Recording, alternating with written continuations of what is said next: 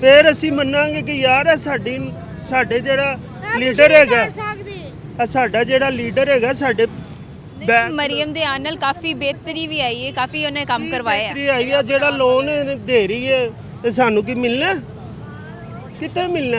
ਮੈਂ ਅੱਜ ਸ਼ਨਾਖਤੀ ਕਾਰਡ ਤੁਹਾਨੂੰ ਨਾਲ ਲੈ ਗਿਆ ਨਾ ਕੈਮਰੇ ਦੇ ਵਿੱਚ ਪੰਜਾਬ ਬੈਂਕ 'ਚ, ਮੈਨੂੰ ਤੁਸੀਂ ਦੱਸੋ ਕਿਸ ਤਰ੍ਹਾਂ ਦੇਈਏ? ਜਿਹੜਾ ਬੰਦਾ ਹੈ ਹੀ ਕਿਰਾਏਦਾਰ ਹੈਗਾ ਉਹ ਕਿਸ ਤਰ੍ਹਾਂ ਲਏਗਾ? ਇਮਰਾਨ ਖਾਨ ਨੇ ਫੇਰ ਵੀ 10 ਲੱਖ ਰੁਪਏ ਸਿਹਤ ਕਾਰਡ ਦੇ ਵਿੱਚ ਦਿੱਤਾ। ਮੇਰੀ ਬੇਗਮ ਦਾ ਇੱਥੋਂ ਗਿੱਟਾ ਫ੍ਰੈਕਚਰ ਹੋਇਆ, 5.5 ਲੱਖ ਦਾ ਆਪਰੇਟ ਹੋਇਆ, ਮੈਂ ਉੱਥੇ ਫ੍ਰੀ ਕਰਵਾਇਆ। ਮੈਂ ਕਹਿੰਦਾ ਵਾਕਈ ਉਹ ਬੰਦਾ ਹੈਗਾ।